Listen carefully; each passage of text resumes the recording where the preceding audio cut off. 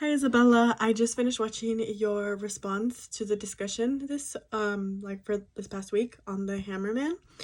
I noticed that you and I had a lot of similarities in our um on our thoughts on describing the narrator and her character. So I noticed that you said she's a very like blunt person.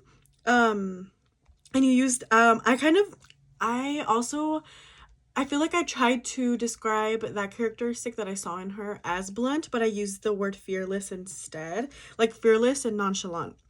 Um, and we used the same example of when, she keeps telling everybody, like, oh, our family's deviant.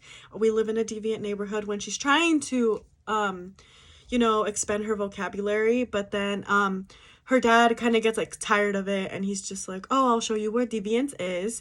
And, he gets out the gun and, like, to show how, like, tough he is or how, like, deviant he is. So we use that same example. So I thought it was interesting.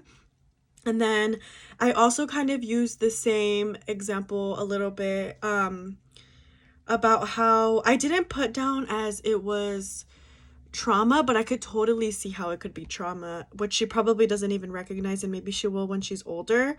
But about the cops, about how she kind of explains to us how in elementary school when she was in kindergarten they described them as like these like rosy cheeked like helpful individuals, but she doesn't have experiences like that, so she doesn't believe that cops are helpful people. She doesn't see them as helpful. She sees them as, possibly even the enemy and just overall bad people, and vice versa. The cops probably see them as bad people and deviant people, um with little to no, understanding or information on their background. But yeah, we had a lot of similarities in our discussion post, and I really enjoyed listening to your input on this discussion. So thank you.